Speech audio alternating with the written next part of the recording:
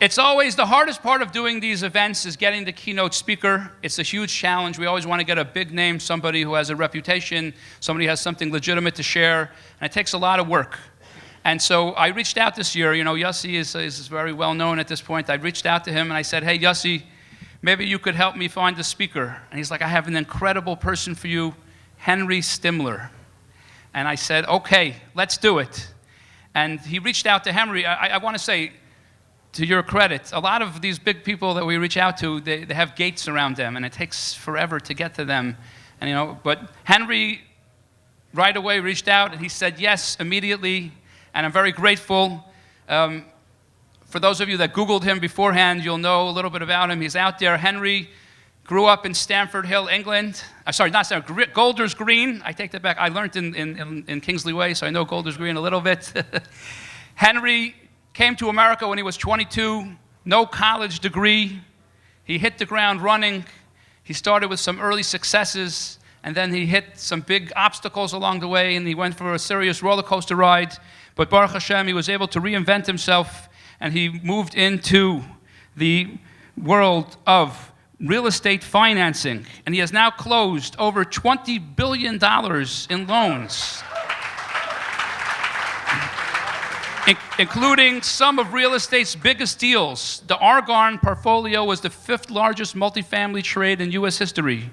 The Amman Beverly Hills is the largest construction loan in U.S. history. He currently runs a $15 billion book of services. He is the #1 multifamily lending team in the country. And we're going to call Henry up to share his story and the lessons he learned along the way. And I want to say, I suggested a bunch of titles for Henry. And I asked, you know, to make a theme for his talk, and he said, I want to talk about emunah, belief in Hashem. That is the theme of his talk, chosen totally by him. And Henry is the treat to listen to. I listened to some of his podcasts and his interviews. He's got a lot of charisma, and he's got a lot to share. So without further ado, Henry Stimler.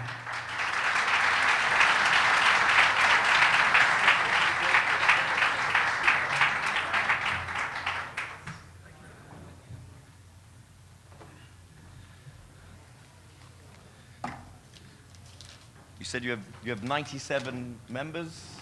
You have 98 now.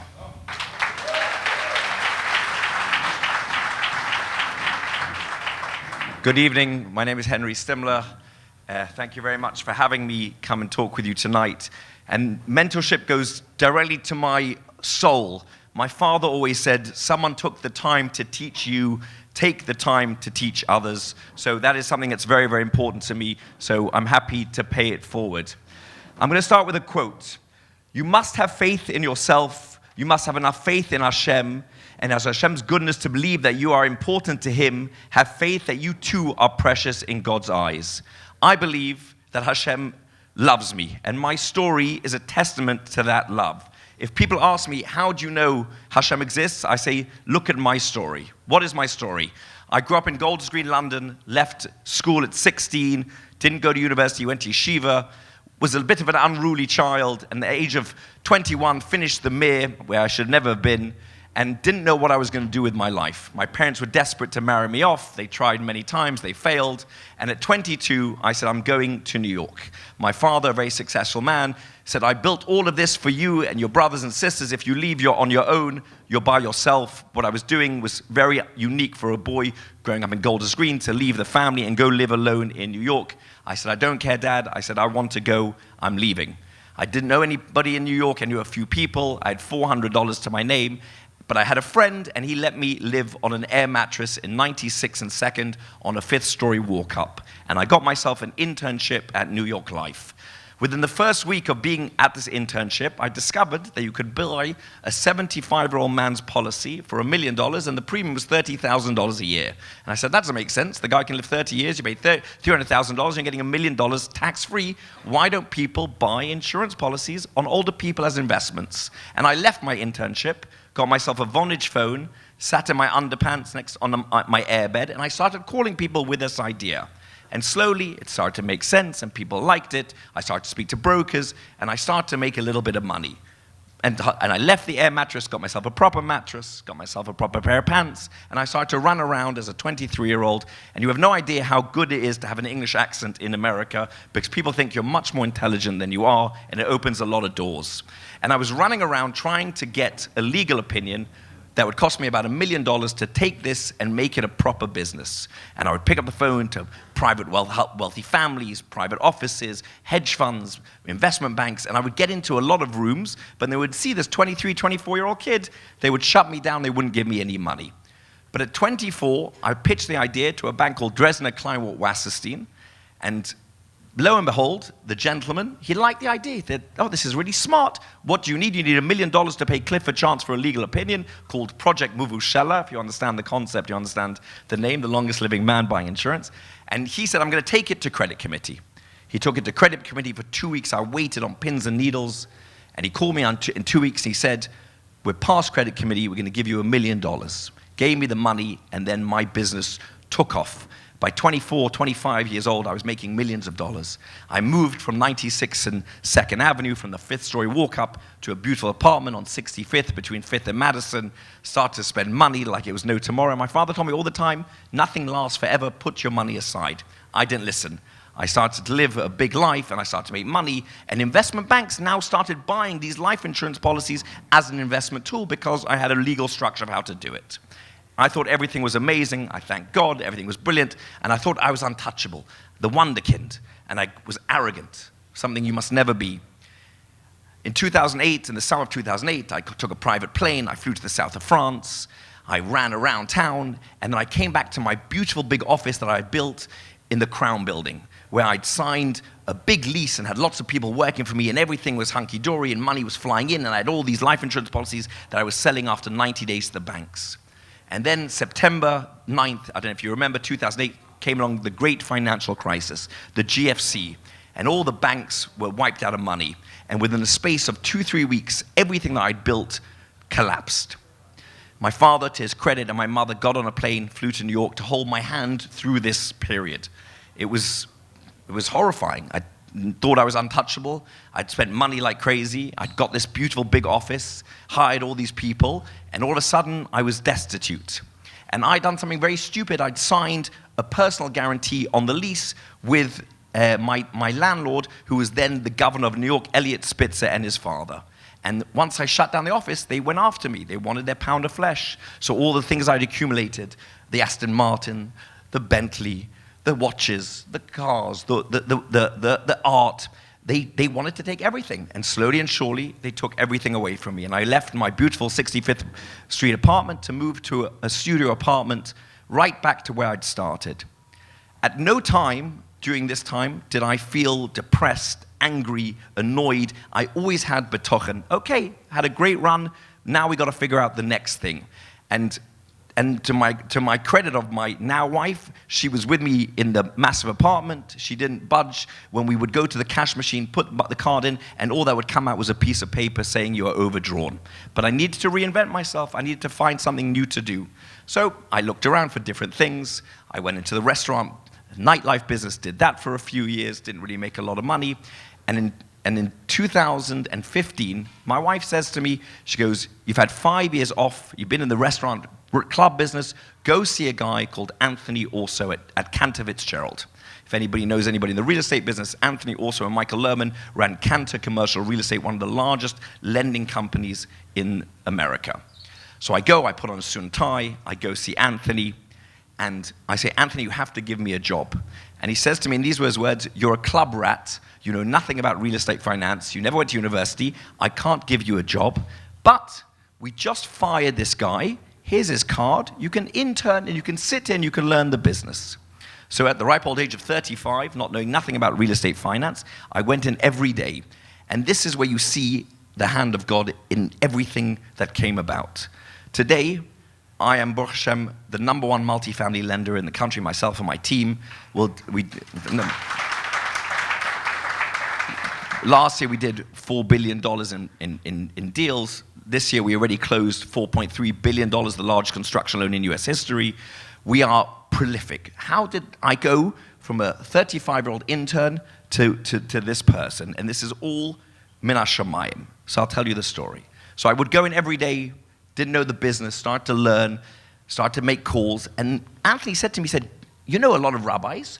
Go to all the Chabad rabbis you know and tell them that you'll give them part of the commission for any introductions they make to you. And that's what I did. I knew a lot of Chabad rabbis, so I went to Rabbi Willem, and he made an introduction to a gentleman called Gershon Eichhorn, who lives in Crown Heights, who's in the multifamily business. And much to Anthony, he came with me, we went to pitch Gershon, and I got my first deal. And I started to do one deal and then another deal. And then a friend said to me, he goes, I'm going tonight to a Harbor Group symposium. Do you want to come with? I didn't know who Harbor Group was, had no idea what a symposium was. I said, sure, I'll come with you. So I go to the symposium, and Jordan Sloan, who's the head of Harbor Group, a $16 billion multifamily leader in the business, is speaking, and he's speaking in front of 1,000 people in this big hall at the Natural History Museum. And at the end of the symposium, everybody got a book. So I went in the next day into the office, and I said, how come we don't do business with Harbor Group? And they said, oh, he's very connected to Meridian, he doesn't give us any business. And I took the book, and I put it next to my bed, and I said, I'm going to find a way to convert Jordan Sloan. A few days later, I went to a conference, and at a Meridian party, there standing up by the bar was Jordan Sloan. So what did I do? I approached him, and I said, Jordan, I was at your symposium, I have one question for you. He said, what's the question? I said, you did $3 billion of acquisitions last year. How come you did none with us? He said, because we haven't found the right person there. And I say, we exchanged cards. I didn't have a Cantor card. I had my own company. I still had no connection. I was just sitting and moonlighting there, but I had made up a company called London Green Capital. I gave him my card. We connected, and I followed up, and I brought him into the office. Thank God, since then, we've closed billions and billions of dollars with Jordan and Harbor Group, but all because I said yes to go to a symposium, met him, and then saw him at a party and had the right to make the approach and go up to him. From Jordan came another business. Jordan called me, said, I'm looking at a portfolio that Cantor is selling. Would you like to come and tour the deals with me? I really had no interest in going to Columbus, Ohio, but it was on a private plane, so I thought, yeah, it'd make a cool photo, I'll go with you. So I got on his private plane, flew to Columbus, Ohio, got off the plane, and there was standing a young man called George Scaff, and he was the broker, young guy in Columbus. Today, George Scaff has 96% market share in Columbus, sells billions and billions of dollars. When I got off that plane, I said, I'm going to go with George in the car. And I made that connection with George, and today we're partners, and I do all the debt for everything he sells. Again, the Rebbeinu Shalom putting that path in front of me. Then comes along, Newmark is selling a $2 billion portfolio, the Aragon portfolio, as you mentioned, the 5th largest multifamily trade in history. I want to get the deal. Jordan wants the deal. I do crazy things. Baruch Hashem, we get the deal. But the bridesmaid of that deal was a guy called Patrick Carroll. I don't know who he was. He was the second bidder. Jordan bid $2 billion. This guy bid $1.9 billion. So I started to run after Patrick Carroll. I called his offices, sent him LinkedIn messages, didn't respond. Sent him emails, didn't respond. Started to follow him on social media. I saw he was flying in to New York. And then I see he's posted he's at a restaurant in New York called Cipriani's. I was actually sick in bed that day. I got dressed, put on a tie, and I said, I'm going to go meet him. He never responded to me. I walked into the restaurant, pulled up a chair next to him, said, hello, I'm Henry Stimler. We need to be doing business together. He looked at me like I was crazy. I'd ambushed him at a dinner, but I didn't care. I chased him. I said, I just did the Aragon portfolio. You were the bridesmaid. Let's do business together. Thank God we end up doing over $1 billion with Patrick Carroll. All of these things kept on happening for me and keep happening for me. A few years ago, I walk into an elevator, and there's an older man there, and it's Larry Silverstein, and he built the World Trade Center. And he says to me, he goes, young man, I like your suit. I said, Mr. Silverstein, I like your buildings. He laughed. I said, I'm Henry Stimler. I'm at Newmark now. I'd love to come in and talk to you about what I can do for you. He gave me his card. Older people always have much bigger cards than today's. Gave me his card. By the time he had left the elevator, I'd already sent him an email, something about suits and buildings. The next day I get an email from his people. Larry would like you to come in to see him. I go to One World Trade Center. I've never, ever met Larry since that time I met him in the elevator. We do a gevalt of business with Silverstein today. We're one of their biggest lenders. We just closed a $175 million deal for them on a deal that they built in Utah. Again, all the time, the Rebbeinu Shalom puts things in your path, and you have to have I'm not sure what the right word to say, but the cojones to go and get it. You've got to grab it. So when you asked me to give a speech and talk about it, this is what I wanted to talk about. But I want to end with what is the most important things and how did I become, Baruch Hashem, this successful? And these were the rules that I've lived by, and these are the rules that I think can help everybody. You have to have courage. Number one, the most important thing is you have to have courage. You have to have the courage to make the approach, to see someone that you want to do business with. You can't be scared. You have to make the approach. I see people that I want to talk to. I'm not scared. Rejection is part of life. And if you reject me, I'm not going to go away. I'm going to drive you crazy. You can not answer my calls, not respond to my emails. I'm going to keep on coming at you till I get the business. That's rule number one. Second rule, I think, is you have to articulate what you want. Many times in business, we'll do a deal, and no one has discussed what your fee is, what you want to charge, and you're going to wait for the deal to be done. That's a terrible mistake. I always have the ability to articulate, if I do this, this is what I want. And that's a very important life lesson. Have the ability to articulate what you want to get for doing that business. Don't wait for it to be over and then discuss fees and costs. That's always going to be a problem. Be able to ask for your money. You're going to provide a service, ask for the money. Thirdly, I don't allow people to waste my time. I find that once someone has wasted your time the first time, he's going to continue to waste your time. So very quickly, you have to have the courage again to fire people, to tell people, you've wasted my time, I've done all this work for you. Have the same way you have to have the courage to make the approach, you have to have the courage to fire people from your life that don't look after you, that don't care for your time, because time is your most important commodity. So I'm not scared of firing people. I worked very hard on a very big deal. The guy said, I need $743 million. I own this beautiful tower in New York. If you bring me $743 million, I'll refire the deal with you. We went to the ends of the earth to get him $743 million. It was July 4th. I came back from the Hamptons to tour the Koreans through it. We put everything together, bought him the deal, bought him the term sheet. They said, I'm going to sell the building. I've never, ever sat with that guy since then. And he's asked me 1,000,000 times to have lunch with him. I will never, ever have lunch with him. I will never sit with him. I will never look at another deal with him. Because if you wasted my time once, you're going to do it again. Finally, surround yourself with winners. I'm Baruch Hashem, we are so successful because of the team of people we have around us. I've surrounded myself with unbelievable people, people that took the time many years ago to teach me when I knew nothing.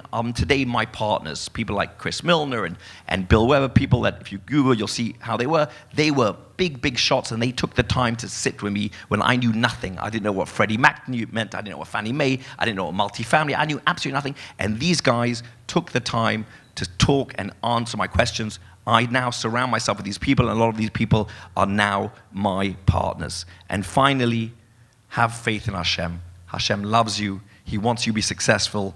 Have faith in Him, and all will be good. Have a good night.